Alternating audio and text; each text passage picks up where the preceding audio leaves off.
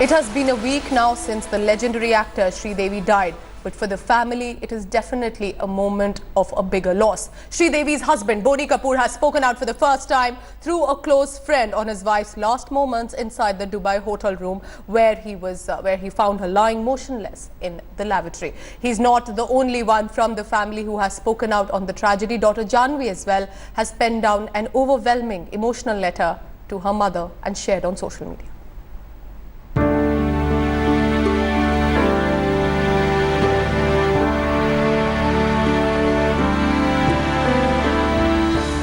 A week after Sridevi's untimely death, husband Boney Kapoor has opened up for the first time about his last moments with the love of his life.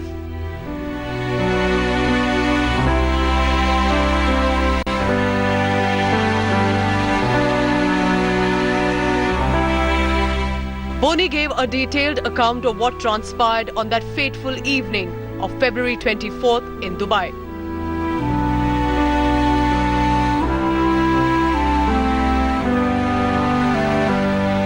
Film trade analyst and his friend of 30 years, Komal Nahata, reproduced the conversation in a blog shared on his official page on the social media site Twitter. Boney Kapoor revealed how he spoke to her and also decided to surprise her without telling her that he would be joining her in Dubai in the evening.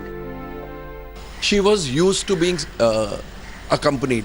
तो जब जानवी ने ये कहा, बोनी ने दृढ़ निश्चय ले लिया कि हाँ मैं जाऊंगा, लेकिन सरप्राइज दूंगा, और इसलिए वो अकेले गए. एंड जब दरवाज़ा उन्होंने डुप्लीकेट की ली, सारी फॉर्मेलिटीज़ पूरी की, उनका पासपोर्ट दिखाया वगैरह वगैरह, और बेल बॉय को ये कहा कि तुम मेरा सामान लेके अभी मत जाना, मैं चले जाऊं, मैं रूम में जाऊं, उसके 10-15 मिनट बाद आना. तो जब उन्होंने डुप्लीकेट की से दरवाज़ा खोला तो श्रीदेवी जी हक्की बक्की रह गई. इतनी खुशी हुई उनको, इतनी खुश हुई वो कि इंडिया से मेरे हस्बैंड मुझे लेने आए. और ऐसी सरप्राइजेस बोनी अलग अलग बार श्रीदेवी जी को देते थे. Komal continues, the two gave each other a hug like teenage lovers once Boney opened the door with his duplicate key. The couple then went on and decided to chat for almost the next half an hour. The film trade analyst further wrote on his blog that Boney suggested that two of them go out for a romantic dinner date, after which Sridevi decided to go take a shower and get ready. The blog mentions also that after 15 minutes at around 8 p.m, Boney knocked at the bathroom door but got no reply. He panicked and opened the door, which had not been bolted from inside. He found the tub was full of water and Sridevi was immersed in it completely from head to toe inside the tub. Sridevi had drowned, and she probably never got a chance to even struggle for a minute, because had she moved her arms and legs in panic while drowning, probably some water may have been spilled out of the tub. But reportedly, there was not outside the tub area. The mystery will remain unsolved. उनकी मनस्थिति इस वक्त क्या रही? Horrible. वो बात में रोने लगते हैं, बात में टूट जाते हैं, एंड कभी चुप हो जाते हैं, कभी गुमसुम हो जाते हैं. ऑफ कोर्स मनोस्थिति बहुत खराब है और मुझे लगता है ऐसे टाइम लगेगा. Meanwhile, daughter Jahnvi Kapoor also penned down a heart-wrenching letter to her late mother. Jahnvi posted on the Instagram site only days before her birthday, trying to put into words the void her mother had left in their life. Jahnvi wrote, and I quote, "There is a gnawing hollowness in my heart that I know I will have to now live with. Even with all this emptiness, I still feel your love. Every time I close my eyes, I only have good things to remember. But you were not meant for this world." Jahnvi goes on to add in her post, "You were too good, too pure, too full of love, and that is why they took you back. But at least we had you. I did not have to rely on anyone and anything, because the only person I ever needed was you. Your whole life you kept giving, and all I wanted was to do that for you too, Mama. I'll wake up every day with the same thought. Because you're here, I can feel you. I love you, my everything." Along with the letter, the young actor shared a series of photographs from the family album. As you scroll through them, the heart-pouring mother-daughter bond will leave you in tears. Bureau Report, India Today.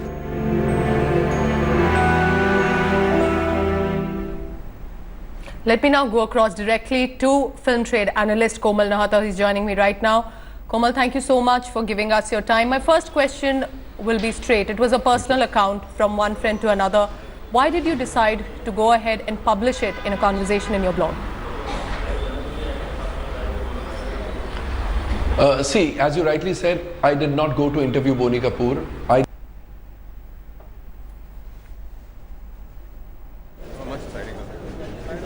All right, there seems to be some audio communication issue. I'll go back to Komal in just a short while.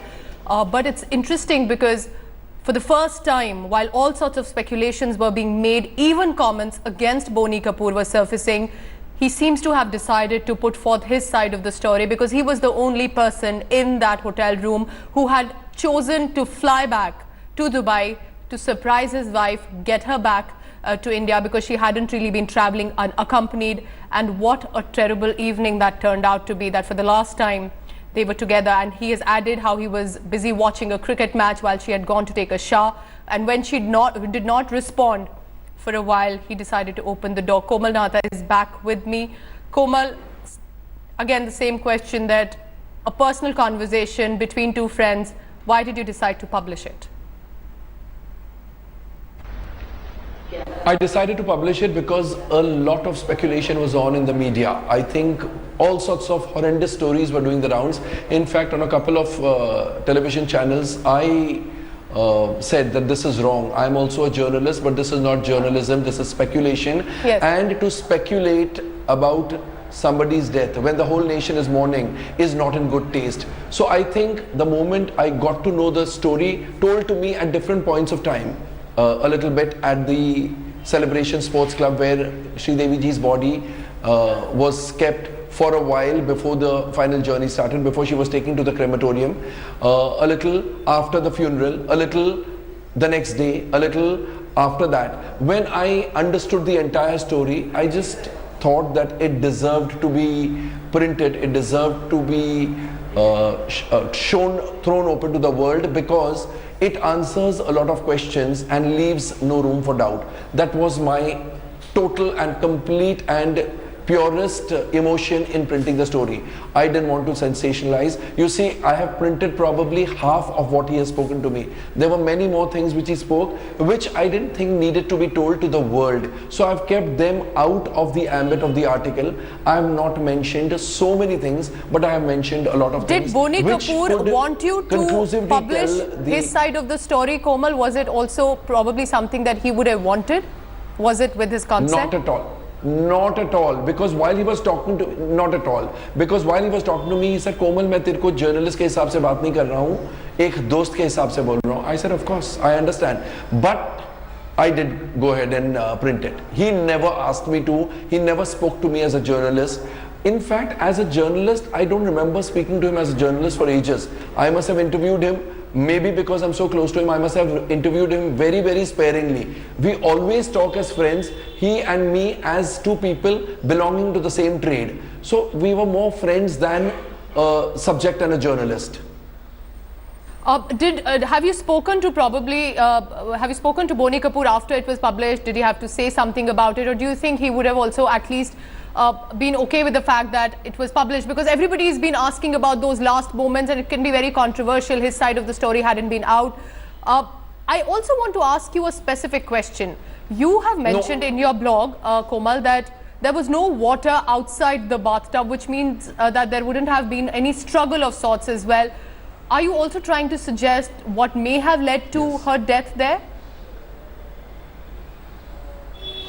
No, I'm not trying to suggest. This is what exactly Bonnie said. Komal, tu yakin kar sakta hai, she mustn't have got a moment to, jaise if you drown or if your head goes inside the water, the first thing you do is try to bring your head out, or you start splashing your legs and hands so that you come up.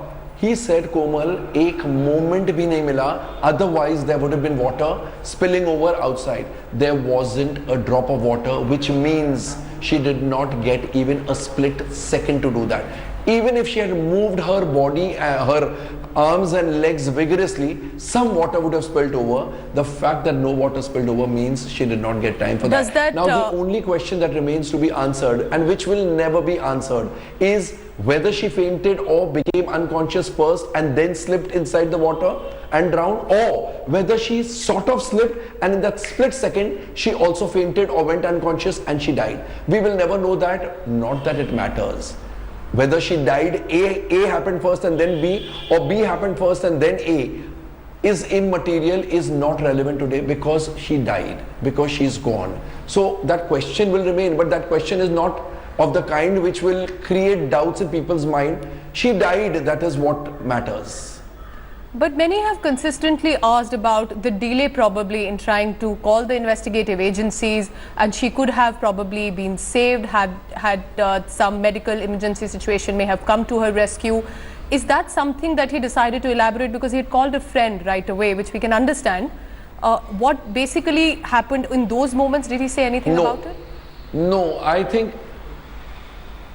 he spoke about this and he was too emotional thereafter. The conversation stopped there when he said, and she had gone. Komal, she had gone. मतलब वो चली गई थी. After that, as I said, I was not talking to him as a journalist. I was not probing. I was not investigating. The moment I realized that he will not be able to talk beyond that, I did not go on further. I said, Boni, हम बाद में बात करेंगे. And he also said, Komal, बाद में बात करेंगे, because this last conversation, the last piece happened on telephone. And I must tell you, it's very uncanny. A good chunk of this conversation happened because of a misunderstanding on his part. I was talking to a friend, Bharat Modi, and after I finished talking to him, coincidentally, he wanted to know more about Sridevi ji's. He is not from the film industry. He is my friend during the chartered accountancy days. I'm a chartered accountant, and we did our CA together. So I was discussing all this, whatever little I knew, and I was talking, and I said, he asked me, tu gaya tha, Boni kaisa hai, Boni ki daughters kaisi hai. We were talking, and the moment that conversation got over, I looked at the phone and there's a missed call from Boni Kapoor. This is on Thursday. I immediately called back. So Boni said, nahi Komal, galti se, I saw your missed call, and therefore I called you, and I realized जब घंटी जा रही थी, I realized तेरे missed call previous day के हैं, जिसके बाद we have already spoken. I'll tell you how it happened. After the funeral, I rang him up on one number. He's got two cell phones. I rang him up on one number. There were rings going. He did not pick up, so I rang him on the other number. It was busy. So I realized he's busy on the other call. After 2 minutes, I rang up the other number. The rings went. He did not pick up, so I rang up the first number. That was busy. This kept on happening, which means he got missed calls on both the telephones. This happened when? Komal, this happened when? Was this on the day? Was this on the day of the death? This is on the day of the funeral. On the day of the funeral. Yeah, no. On the day of the funeral. All this is on 28th. 28th. So 28th, he has spoken something to me during the Celebration Sports Club where the body is kept. Then he speaks to me after the funeral. Then on the next day, which means 1st March, he calls me, and when I call back, he says, Komal, galti se, I called you, and then I looked at the phone, I realized तेरा missed call previous night का था, जबकि अपनी बात हो चुकी है, because he had called me back, but he did not realize that both the phones had missed calls. So when he was looking at the missed calls, he called back, and he soon realized it is the missed call which he had already called back and which we had already conversed. Komal, you also mentioned about the duplicate key issue in the blog, and probably the first time that we know how he is chosen to surprise his wife. Benny would also ask that for him to have gone and taken a duplicate key rather than probably go with the staff.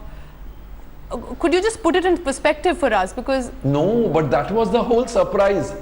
No, that is the whole surprise. Nah? He wanted to surprise her. Now he told the bellboy, do not take my luggage inside, because the whole surprise is lost. So he opens the door, and right it is one thing to give the doorbell and she opens. It is another thing he goes inside and he surprises her in the bedroom. I think it was such a sweet, such a cute thing to do.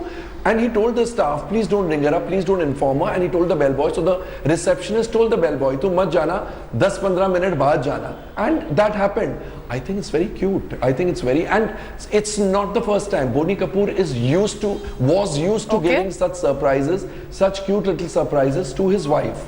Yeah. A similar thing had happened during the shooting of Mr. Bechara in 1994, I think.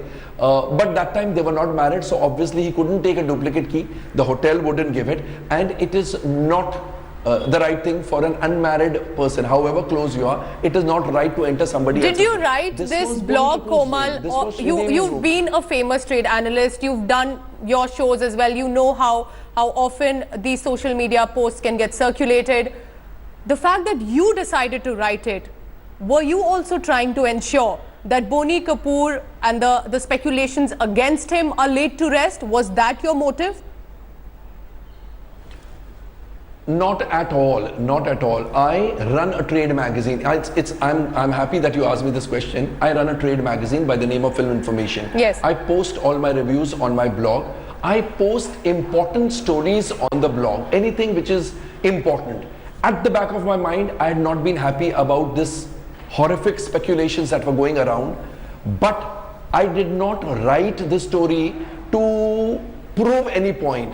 I just felt like sharing this with the world. I'll tell you, I'm very happy that you've asked me this question. There is one channel which asked me, and he said, he sent me a message that I thought you would give me this story. I said, trust me, I never knew my blog would create the frenzy. I will read from my this so that you understand where I'm coming from. Just allow me a minute. We definitely do not see this as any sort of speculative story. It is a view from you that we have decided to broadcast on India Today, and probably, yes, we do understand. I'll read out. Thought you would share this with me. He's a very, very senior and a very respected television journalist. I respect him a great deal. So I sent him, quickly replied. This comes at 12:23 in the night last night. So I said, I didn't even imagine it would create the frenzy it created. And so I did not share it with anybody. The channels started calling me once I put it up on my blog. So he said, in the morning he sent me, morning, your blog has caused quite a splash, quite understandably. Will you spare some time at noon for a whatever. So I mean to say, in my wildest of dreams, I never imagined that this article would be picked up and reproduced and picked up by every channel, reproduced by every entertainment website, every newspaper. But do you agree, Komal Nahata, that and I must add here, that the mystery remains unsolved, and of course the questions will have to be framed better, there has to be more sensitivity, but the questions need to be asked exactly what happened, because it was an unnatural death, and if the speculations may not be fair for the reasons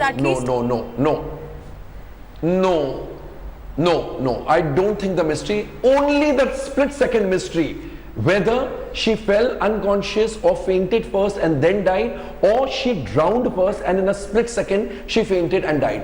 That is mystery in inverted commas. I don't think there is any other mystery. It was an unfortunate incident. I'll tell you what happens is, we are used to seeing films, and we are used to seeing these actors in films where their deaths are always melodramatic, over dramatic. So we feel, the world feels stars means something melodrama, something very unusual must happen. Now dying like that, it is so unfortunate. These unfortunate kind of deaths which can happen to any common man can't happen to a star. We tend to feel that, and we tend to feel that when a star dies, the whole world should know exact detail. The fans, on one show the fans said, I demand to know, how dare Komal Nahata say that as a fan I have no right. Okay, do you know what she ate? Do you know what time she woke up? Do you know what time she slept? Do you know the brand of clothes she wore? Do you know the brand of makeup? If you don't know all that, how dare you demand? What a cheap thing to demand when the family is mourning. And what a horrific thing to say. Is it a murder? Is it a suicide? I mean, it can wait. And definitely, it can wait. it is appreciative that the side from Boney Kapoor's version also has come forth, so we at least know that what precisely had happened, as much probably as is necessary to know. Komal Nahata, thank you so much for writing that post, and we hope that probably it helps put things in perspective, and our heartfelt sympathies remain with the Kapoor family at this hour. Thank you, Komal, for joining us. Well, that is all I have for this bulletin, but leaving you with the visuals of the legendary actor with her two daughters, Jahnvi and Khushi, as Jahnvi wrote that overwhelming emotional letter, and clearly mystery remains unsolved. Let's remember her for the great actor and the great mother she was.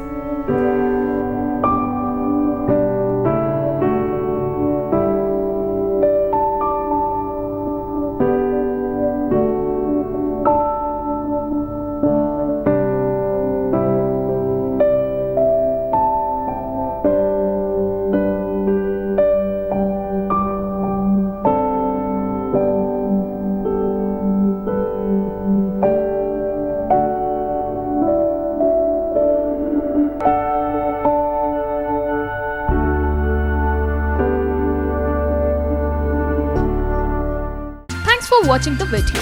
For more such news and updates, please like, share and subscribe to India Today. Also check out our other great videos from our channel. We know you will love to.